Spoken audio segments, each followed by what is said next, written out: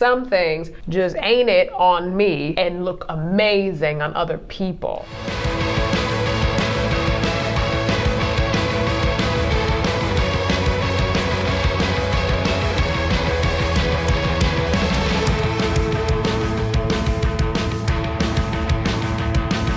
Hey, I'm Alex. And I'm Faiven. And welcome to Let's Talk About It. If you haven't already, please subscribe to our channel and like this video. Also, we want to hear from you, so comment below during the video. Today we are talking about the struggle that comes with figuring out your style. How do you build a wardrobe that feels like you, but looks good too? Child, this is my most complicated relationship to date, so let's talk about it. But first, rapid fire. Who is your biggest style inspiration? I don't have one. I don't aspire to be like anybody. You should have said me. Alex. Thank you, friend. What is your biggest style regret? You remember those heelless heels? Like they look like little reindeer hooves. I think like maybe Alexander McQueen made them or Lady Gaga wore them, but they're just the platform on the toe and then it goes up and there's no heel. Those. One trend you love but isn't for you. I think anything with like sleek hair, like the sleek buns that are either up or like the lower one. It just like a nice, a clean middle part and a sleek bun. It would take me hours to get my hair straight enough in order to take a clump of gel large enough to smash it back and get that style. But also middle part's not for everybody. I would look like a serial killer. What's your favorite trend from the younger generations? You know, I loved a good skirt. Oh! Because I could still like run around and do my cartwheels and wear secret shorts. Do you believe in dressing for your body type? Do you know your body type? I don't know none of that. Therefore, I don't believe in that. Okay. I wear what fits. I wear what look good. Period. Okay. My signature look is blank. A variation of a blazer. This vest right here reminded me of a sleeveless blazer, so I bought it. The biggest difference in your wardrobe over the last 10 years is? If it still fits, I wear it. Ain't no variation in that wardrobe. What is your go-to day-to-day outfit? Probably some form of a crop top and a baggy jean. Swap that out for a sweatpant or spandex if I'm in the house or just running small errands. One thing you will always wear, even if it's not in style or considered cool. Probably the Birkenstocks. Ah. Especially like the good leather ones that like your foot molds to. The authentic. Yeah. Yes. I got mine in Germany. I bet you did. Yeah. My husband loves to shop, and I love that for me. I have a 3 to 5 clothing item limit. After that, I'm not trying anything on. I will eyeball it, see if it fits, and my patience gets tapped out after that. So he just does it for you? Yes. He has picked out most of my best outfits. He'll ask me my size. He makes me try it on. He always says I'm like his worst client or customer because I fight him tooth and nail with every suggestion that he makes. But he just has the eye and the passion for shopping and picking out clothes. And he'll wear women's clothes too because like the cut of the pants might be different, or I just don't care enough. I didn't think that being good at style was as big of a skill set as it actually is. Yeah. Because some of the things he puts together, I'm like, oh wow. And like that's a whole profession, stylist, you know, and I get that. And I don't have that bone in my body. I don't either. If I could wear a crop top every single day, I would, with some baggy jeans. Yeah. I also dislike shopping. I am in and out. I'm very type A and I'm a very efficient person. So when I go to shop, it's for something specific. I'll be like, I need a black strapless bra. Go get that and go home. I need a denim jacket. Go get that and go home. I need a black pair of jeans. Go get that and go home. I'm never going shopping. That's just not pleasant to me. I don't like anything about it. And the gag is, I don't like online shopping either because I don't like that there's no instant gratification to try it on and they have to wait for it. And then the shipping things back. I hate shipping things. So it's just like a lose-lose situation for me. Yeah. So I could do some real damage in the grocery store. If Joe were to leave me in the grocery store for an hour, now that is a bill that I'm racking up because I'm like, ooh, dragon fruit, and like, you know, and all these I can do some damage there. But if he dropped me off at the mall or something, like, not much will happen. I'm also more excited about shopping like for the kids because everything is just cuter when it's smaller than I am for myself. Side note, dragon fruit looks beautiful but tastes like nothing. The pink one tastes like nothing. The yellow one is so sweet. Really? So sweet. Like, it might even be too sweet for you. But yes, the pink one tastes like nothing. I'm like, it just looks cool. The yellow one. Wow. You learn something new every day. See, I'm passionate about my groceries. This is, yeah.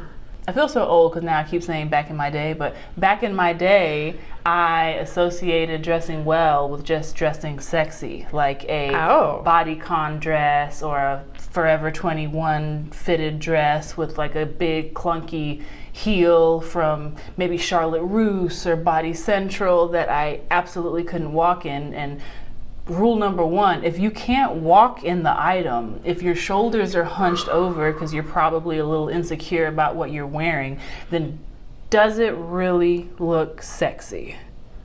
Yeah, it's interesting that your brain goes there when it comes to dressing well. Well, I've been going to the club since I was 13, so I immediately went to like club fits. She said, I lived the life. Now I'm saved. Back in my day, I had horrible style. I wasn't innovative. I never thought for myself. I was trends only. So like some of those gems you mentioned, Charlotte Russe, Forever 21, at least the price points were low. Great, yeah, and because our like high school job salaries can pay for these. But they paid for them because like that's how cheap this stuff was. But yeah, I just followed the crowd, everyone else. Like, oh, we like Aeropostale now. Like, oh, we're flat ironing our hair now. Like, not one original thought when it came to style. Some things I look back on and I'm like, oh no, ballet flats with flared jeans. So I kind of like it. I just ordered some the other day and I was like, oh my gosh, these are back in style. Are they? Yeah, the see-through ones. So I got like a pair of like mesh see-through ones. My feet are gonna pay the price. There's like no arch support. And they be stankin'. They're gonna smell. Did you approve this with Joe the stylist? Yeah.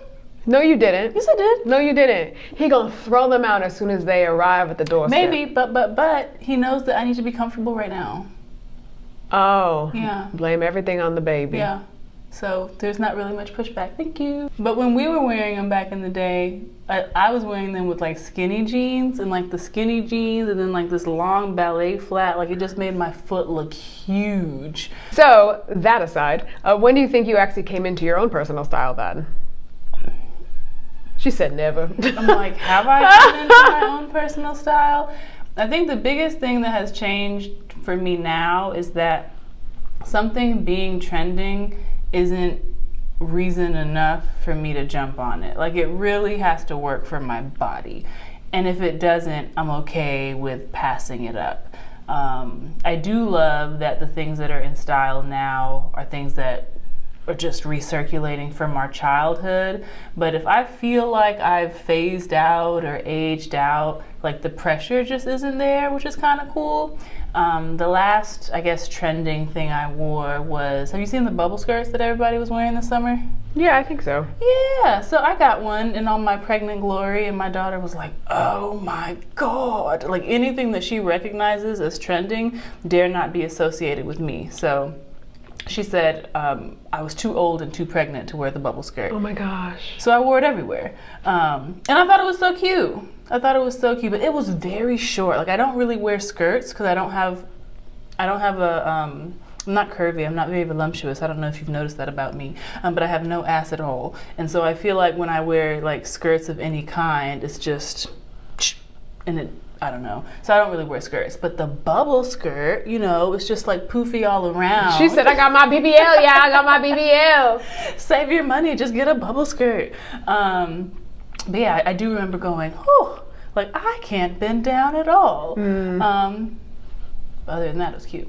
That's one thing I didn't like about trends where remember the micro bodycon dresses? So like the little tubey dresses that were like this? Yes. Yeah. So the dress itself, the fabric wise, you could hold it and it's this size, and you put it on and it stretches, and it's from here to here, and you're like, oh, how do you sit? How do you do anything? You don't. Like, you know how there's the shoes that are for standing and taking a cute picture in versus just like sitting at dinners? Like, you have to assess all of that. The low-rise jeans, standing only. And if you have to know your body. Maybe you don't have to know like if you're a pear or a Coke bottle or whatever. But at the very minimal level, if you have a long crack, these low-rise jeans probably aren't for you.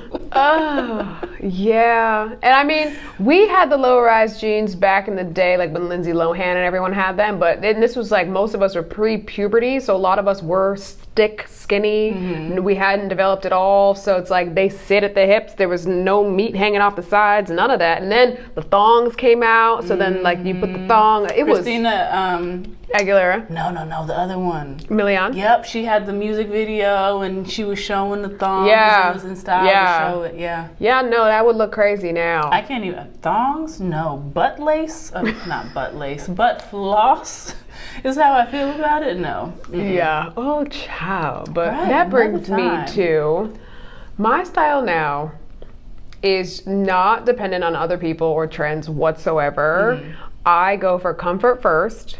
I go for utility, and I go for now kind of cost efficiency too. So, you know, like cost per use.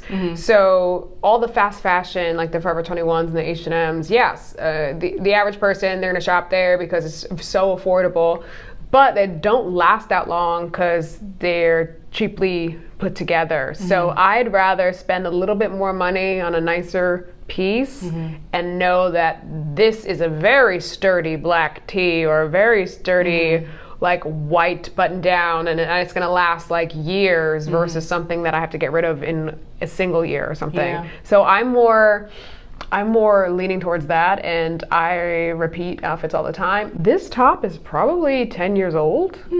Yeah, it's from Topshop, which I don't even think it is around anymore. I don't know. Yeah. Yeah, and I'm like, well, it fits. Yeah. That's half of how I determine what I wear. It fits. When my husband and I moved in together and he went through my closet, he was like, nope, nope, nope. And I was like, what do you mean? Nope. And it wasn't him trying to be like controlling or you can't wear this, you can't wear that. He was just like, girl, like this ain't it. This doesn't look good on nobody. This doesn't look good on you. I think you've gotten probably away with bad dressing for a lot of years because you're beautiful and I love you. But somebody got to tell you this ain't it. And I was like, wow, not you just like stomping out half my closet. But he then shows me clothes that like look nice and that I feel good in. So he's not just like leaving me in the dark completely, which I appreciate. But to your point about just like wanting higher quality pieces, I agree with that. I think my only hesitancy is like, all right, well, if I'm spending more money, then I can't spend more money on a higher quality trending thing. It has to be something that's more timeless. So I love the idea of like having maybe a smaller closet, but like a capsule collection or something, like outfits that I can mix and match and repeat. I just haven't found the window of time to really unpack what my capsule collection would look like either, you know? Because it takes time to develop your sense of style. I don't know. And then the seasons, don't get me started on the seasons. Like, all right, well, that worked for the summer, but girl, what's your layering game like? Mine is non-existent. I hate layering. This is hilarious. She's like, Faiven, have you heard of the winter? Winter be cold. That's literally every year I say next year I'm gonna have it figured out, and next year I'm just as surprised that the seasons dare change. And my husband is the opposite. He loves layering, so every summer he's like, what do I do? And I'm like, you put on a t-shirt and a pair of shorts and you go out the house. But he doesn't wear sandals because like he has this hang up about showing his feet. So I'm like, okay, you can't be that guy on the beach with socks and shoes. Like that just, this is the one moment where I think you can put your style to the side, because you look stupid in the sand with like socks and shoes. But yeah, we're just opposite in that regard. Have you ever gifted him a pedicure? He doesn't have bad man feet. He has very good man feet. He just doesn't like to show them. Oh, wow. He also hasn't mastered like you know how like you have to kind of like grip the shoes a certain way when they're flip-flops? Like I think he thinks that when he walks, the shoes are just gonna slide off his feet. Not the inherent fear. And I'm like, what do you mean you don't know how to walk if your heel isn't enclosed? There are some things that guys say that I'm just like, my brain can't compute. And so that's one of them. He'd be dead ass. Right. Oh, that's funny. So it's funny that you say, I assumed he had bad feet, but you're like, no, his feet are fine. They're so great. It must just be like some type of insecurity. Like, for example, like my arm. Oh, we both have our arms out right now. Which is actually a insecurity of mine. Really? Yeah. I was about to say, I like my arms now because they're a little leaner, because I've been lifting. You see some cuts? Kind of. Right, but like, you Not know, that deep, but kids you know. are the devil. So I got made fun of for having like muscular, just like naturally defined arms. So it was always a point of insecurity for me. Oh, wow. Yeah. And my husband loves my arms. He's like, listen, they're just naturally athletic. I love it, I love it, I love it. And I'm just like, no. Well, that is interesting because you have your arms out by choice, and that's your insecurity. So, like, how are you managing? Well, right now it's just about how I feel on the inside, and how I feel on the inside is hot. And so I just can't be in anything really heavy in this moment. And so that just kind of has taken precedence. I see. Yes. I see. Yeah, for me, like, since my body has morphed so much over the years with my fitness journey, I realized that when I was a little heavier and uncomfortable in my body, like, my style was baggy pants, like hoodies, oversized things, but I'm like, girl, that wasn't your style by choice. You just didn't like your body. So you were wearing big things to hide your body. And like when I realized that, I was like, yo, that's crazy. Because when I got more toned, I be feeling myself now going shopping for them new pair of jeans, like selfies and everything in the mirror. Like, yes. You've like, never sent me this many selfies now that you mention it. Like every week I'm getting a new batch of photos from you. I'm like, okay. Don't be ashamed. No, I'm not. Don't be ashamed. Own it. No, I'm not. Own it. I don't even be on my phone like that. Okay. Okay. What you mean? But yeah, no, so like, oh, especially like the girlies who would like pull off a lot of like the tight crops, and like, I'm like, dang, y'all don't have a whole chunk of fat just spilling, but some of them do too, and then they're still comfortable in their body. So I'm like, dang, the bigger girls are comfortable, the smaller girls are comfortable, and I'm somewhere in between and I'm still uncomfortable. Yeah. So it was, I think, twofold. Like, obviously it's a physical thing, but then like mental, because if you genuinely don't like how you look, in my case, I was like, I need to change my lifestyle. I want to feel better. So now that I feel better all around, when I look in the mirror, I see positive things only. Yeah. And maybe it was just the other way around. When I didn't feel well, then I would only see something negative. So it was just like a vicious cycle. Yeah, oh, I understand that for sure. Because I look back at pictures and videos of when I was smaller, or, you know, my boobs before I had kids and was breastfeeding. And I'm like, dang, if I didn't like them then, I stand no chance now after, you know, breastfeeding the third baby. And so it's just like at some point you just have to be, at least for me, I got sick and tired of feeling sick and tired about how critical I was being with my body. And so now I have gotten to a place where I can accept that if I don't love my body today, maybe that's just how I'm feeling today. Tomorrow is a new day, and tomorrow I might love my body. And so I have accepted the idea of like body acceptance. If I'm not in the headspace quite yet for body love and appreciation, I can just kind of accept things for what they are.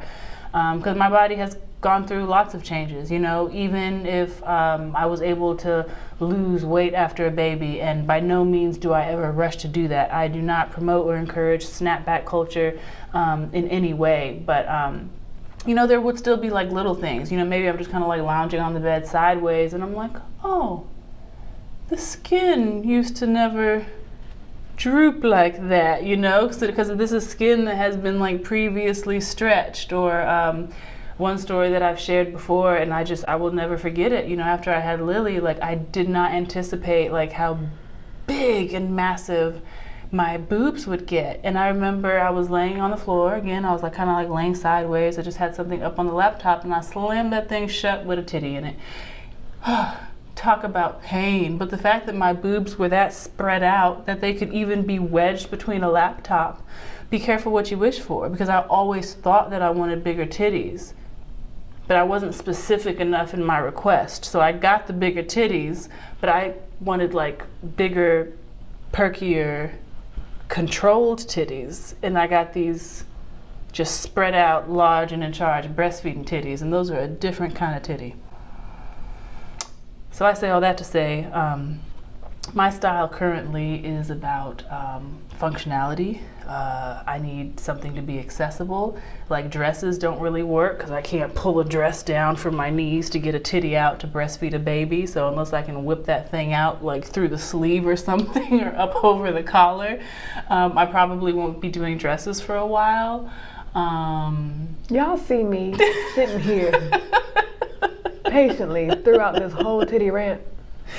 It's a thing, though. It is a thing. You see how good of a friend I am, how good of a co-host I am, not interrupting this very long titty rant. Don't get me started if the baby feeds on one side more than the other. Now it's summertime, you're trying to be cute, and one titty is like this and the other titty is like this. It is a struggle. And I will support you in your titty struggle when you are in your parenthood journey as well. And I'm like, yeah, I told you.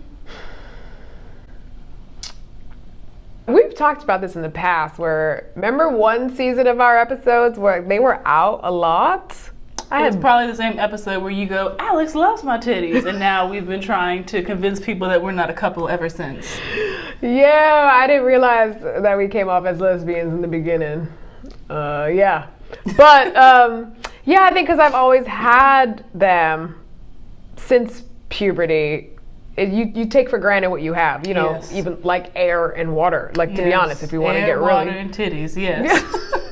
Anything you have and you just always have, you take for granted. That's just a full stop. It just is what it is. You're not like stopping and saying gratitude statements about air all the time as much as you might love a higher power and this and that. Like, no, anyway, we're going off tangent. But anyway, I have always had them when my body is larger, when my body is smaller. And so I just didn't think about my chest ever. And I tend to cover it up mostly. And then I didn't realize the flip side, people who like wish they had certain chests, they look at people with chests and they're like, why aren't you showing them off? Right, like I could never wear that dress. Do you know how much titty tape I would need to keep them?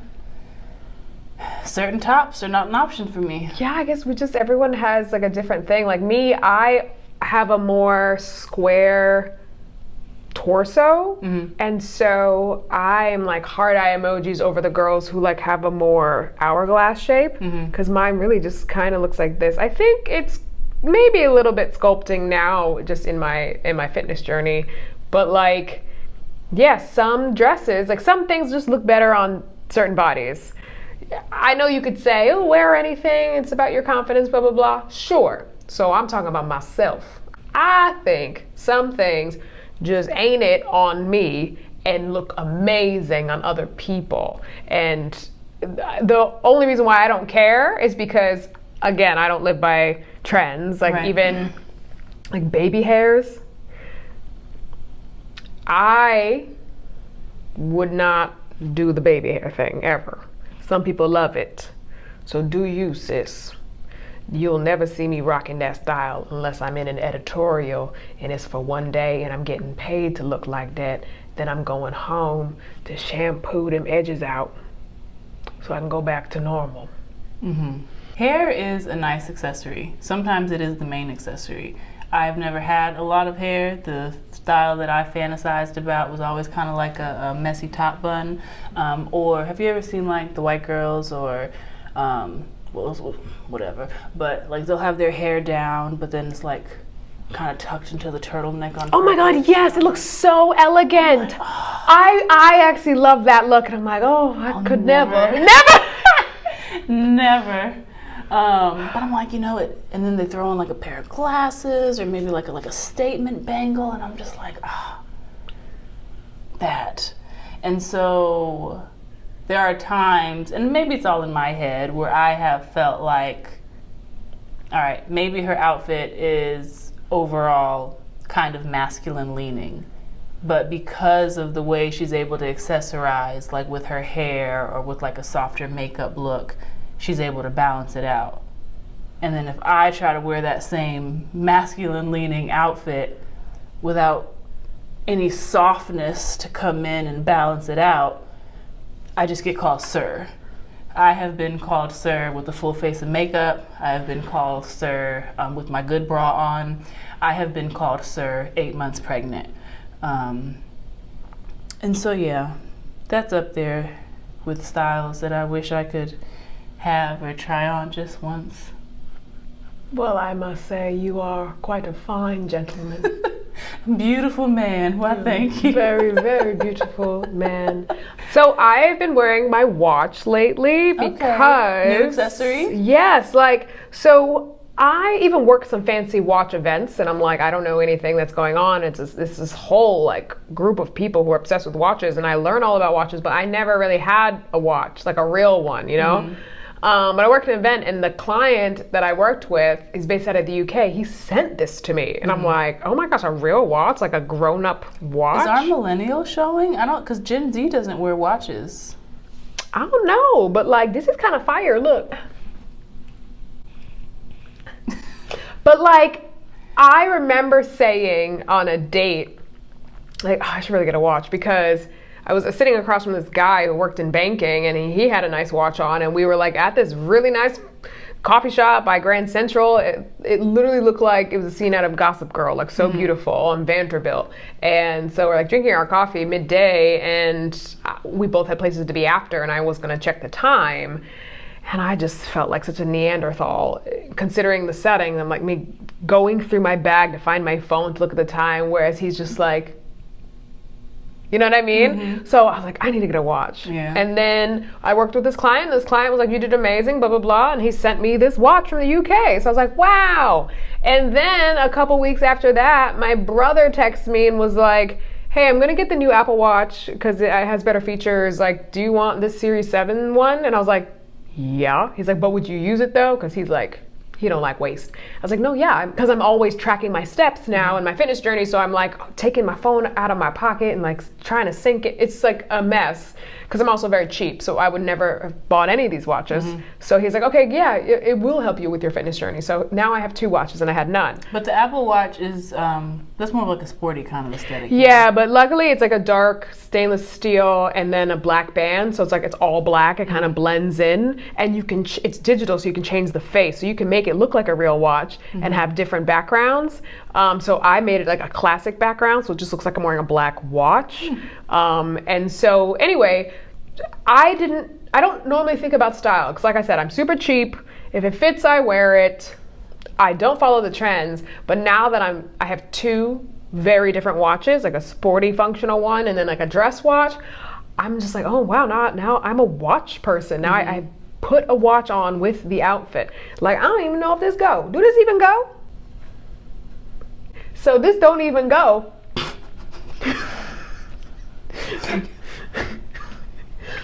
I mean, what do I know? We both unpacking this episode together. I ain't got no style. So what we're so excited about it. So I'm not gonna say nothing. Okay, it don't go. It's a dress watch, and we not dressed, but it's nice to not have to rely on my phone. Mm-hmm. We was talking about hair. So. Cut. We're gonna just power through the rest of this episode because we have the giggles, and it's hard to talk when you have the giggles. But anyway, the watch don't go. Back to hair. Sometimes your hair is your accessory, like Alex was saying before, and I have been natural with my hair for over 10 years. Mm-hmm. Prior to a natural fro type look, I would chemically straighten my hair with relaxers, which we know how bad they are for your scalp, and just all these chemicals and side effects. So when I went natural, it was cathartic, it was amazing, it felt great. I was wow, I haven't felt my real hair since I was a kid, blah, blah, blah. And I started getting compliments, so many compliments, just about my hair. Even the cat calling on the street stopped. It was more, I love your hair, queen. So I was like, wow. So it didn't really matter what I had on because the compliment was never my outfit, was never my shoes. Sometimes it'd be my skin, which is a great compliment because I try to take care of it. But mostly hair. So I was like, I didn't realize how huge of a style accessory hair is. And it actually made me feel great because I was never confident in dressing myself. So I'm like, oh, this is awesome. Let me make sure my hair is as big as possible. Right now it's really short and kind of weird because I cut off a lot of the heat damage and I'm trying to avoid heat for the next couple years if I can, you know, because on set they do what they gonna do, and I'm not a large enough celebrity to be like, no, check the rider, no heat, you know, but one day, that's the goal. But yeah, so I think rocking the fro has really saved me when it comes to style because that in itself is a style. Absolutely. I used to always tell myself that when I'm willing to spend a little more or when I have a little more, that's when I'll really like invest in my wardrobe. And yeah, you know, sometimes finding those, you know, higher end pieces takes time, but until you get there, you know, you don't necessarily have to have a lot of money to have style. Some style is like something like internal, like it requires having a good eye. Like you can go thrifting and pick out something that, you know, is brand named or high end and you're getting it for $10. So having style or not having it really doesn't depend much at all on your bank account. It's just more so, you know, the research that you're willing to do, the trends that you're willing to keep up with or ignore, you know, how well you know and understand your body, you know, are you willing to get things tailored? I'm just not there yet. Like I would love to have like maybe 2 or 3 really good pairs of jeans and get them tailored and know that they fit my body, but I keep popping out all these babies and then my sizes and stuff keep fluctuating, so I'm trying to see where I land at the end of all that. But I think we've all come across people that have a lot of money and we go, oh, that's what you put together. Or people that have a lot of clothes and it's just like, dang, your closet is that big and it's all animal print. Like, you know, having money doesn't necessarily mean you have style. That's very true. I mean, even think about Sex and the City. I don't know, you don't watch that show, right? Or you never have? Well, I mean, I've watched episodes here and there, but I'm not like a diehard. Carrie Bradshaw, some of her outfits were insane, like tutus and insanely good, or no, not so much. And then it's like, for the sake of fashion, darling, you're supposed to be like, yes, it's totally amazing what she has on. Like it's like I feel like everyone fakes it, kind of. Even at Fashion Week, people fake it. They're like, oh my gosh, yes, it was so amazing. And I look at the photos and I'm like, this ugly. This so ugly. And then the blogs of like wearing New York, I'll see those blog pictures and I'm like, did you get dressed in the dark? But like, I get it, it's personal style, so it's ugly to me, might be great to them, obviously, because they put it on. But like, I'm like, even Real Housewives, just the very publicized things that are like, look at this style, look at this fashion, look at this style, look at this fashion. And I'm like, I don't see it. And y'all got so much money and you can wear anything you want. And some of the choices you make, I feel like you need to go back to the drawing board. Yeah, I think some of that though is they're intentionally seeking out that shock factor. I can't remember the brand. I feel like Balenciaga does that a lot, but this one particular company, and I don't know if it was them or somebody else, they were selling $3,000 worth of underwear that looked like they had a stain on it. If I hooked up with somebody and they tried to tell me, oh, no, it's not real, like it's just, like these are $3,000, like now I think you're stupid. You spent $3,000 on a pair of underwear that look like they have a stain on it. I would think he was a liar, for one, because who spends that kind of money on, and pre-stained underwear is not an aesthetic. So, wow, but that just goes to show that people will spend money on anything. Like, remember when that big red boot was popular? The Mario boot, the little Mario and Luigi space big boot. Rubber boot, and that was thousands of dollars, right? I feel like that was a social experiment. People could not really have been wearing those boots and loving them. I saw them in real life. Well, because I live in New York, but like I saw them.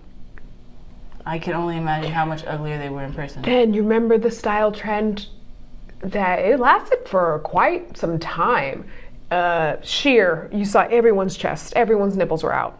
For everything on every brand. Has that gone anywhere? I feel like. See, maybe not. So it came onto the scene, but no, there was specific. I remember seeing red carpet photos over and over again of random people, but random events, but they were just naked. It was just sheer, the whole thing. And I'm like, wow, this is just a trend for the season. How long is this going to last? Like, everyone's just naked. And to me, I'm like, okay, if you're super body positive, you don't care about that stuff, that's fine. But I'm like, that's not my style. Like we talked about earlier, I don't really show cleavage even. So obviously I'm not going to go like, here are my nipples. But I'm wondering how many people are like, yeah, no, that is crossing the line for me versus it's trendy and I need to follow the wave. So even though I'm uncomfortable, I'm going to wear that. I wonder. I think that some people have worn things that are questionable, but have worn them with such confidence that I'm like, I don't like that shirt, but I like how you're pulling it off. And I think it really is a confidence thing there that separates the two. Because you can wear the nicest thing in the world, or, flashback to me and my clunky Forever 21 heels, I wasn't wearing my heels and my outfits with confidence. So even if the dress was nice, when I put it on, I couldn't pull it off because, I'm walking like a deer in the headlights. My shoulders are slumped. And don't discount body language, So I think having that having enough self-awareness and just being confident in how you are presenting yourself to the world are like key elements when it comes to being able to pull off a look that might be otherwise considered risque. I have lived by the fake it till you make it, because when you are on set, you are representing somebody else's brand or product. And sometimes I'm wearing clothes that I think are hideous, that aren't my personal style. I look in the mirror and I'm like, wow, you have sucked the soul out of every part of who I am.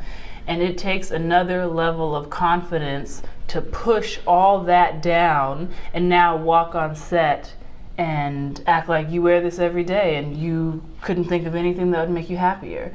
And I'm sure that happens with you a lot too. You're physically becoming a different character. Yeah. Well, you're a model, so it's like a blank canvas, like you're supposed to be able to morph. And I do see some final images of yours and I'm like, if you know me, you're like, this is like not her. It's her, but it's not her. Like, I was like, she would never wear her hair like that. She would never do her makeup like that. She would never wear those accessories. But same for you. You did it. It was I can't remember if it was like a commercial or if it was a play. It was something, but you were wearing like these like big bangle earrings and like a fuzzy, feathery scarf or something that was busier and just heavier than Faiven, because Faiven is a minimalist. And so I was like, wow, like I'm watching Faiven, but like a character, a version of Faiven. Yeah, so it's weird, but I'm like, hey, it is what it is. This is a character. But sometimes because I'm not that well versed in style, I take the opportunity at fittings and on sets to actually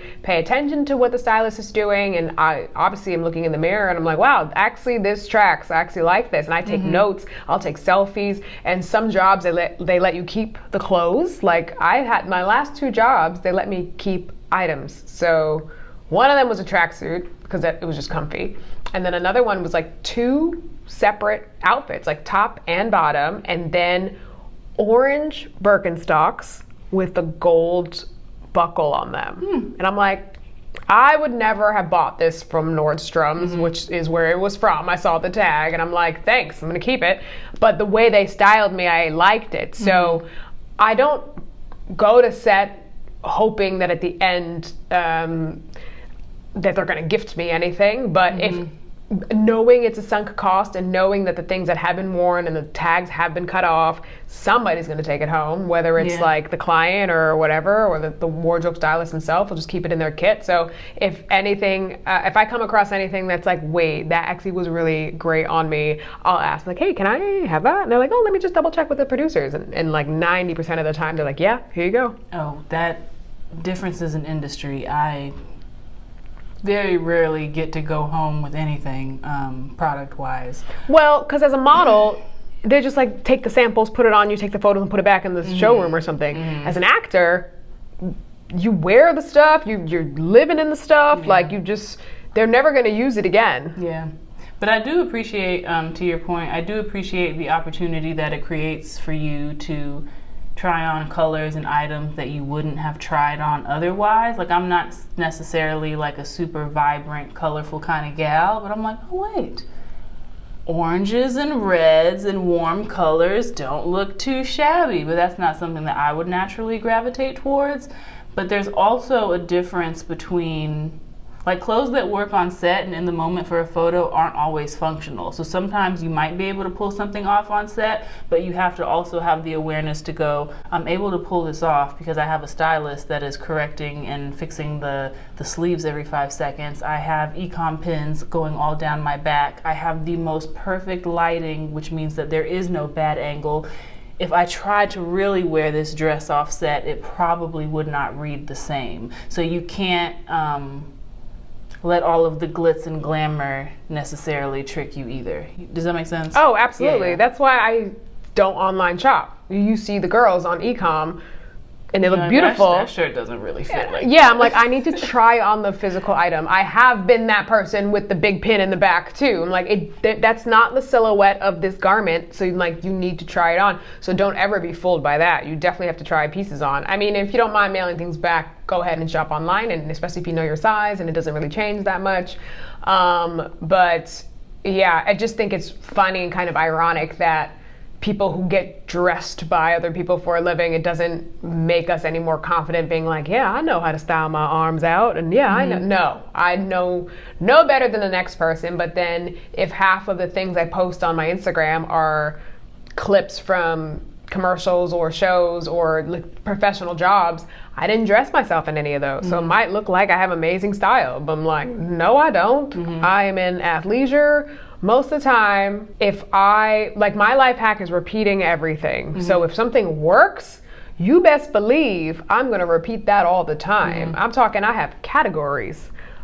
This is my first date outfit. Because if it's a first date, that means it's the first time you're seeing somebody. They don't know that dress and those shoes and that bag. And if it works, it works. You know what I mean? And I got 3 compliments in this outfit. We repeating this outfit. Right. And then that stays in my mind. Or if I book a job, say I'm playing a mom or a teacher or whatever, and I pick an outfit for that character, and then I book that job, well, that's my teacher outfit. Done and done. Why change it if it works? Yeah. So that's my hack. I am more scared and hesitant to experiment now than I was back in the day. So I'm also leaning towards, okay, if that's what works for me, that's what works for me. So I do want to push myself out of that comfort zone a little bit. But again, I feel like it just takes time that I don't have right now.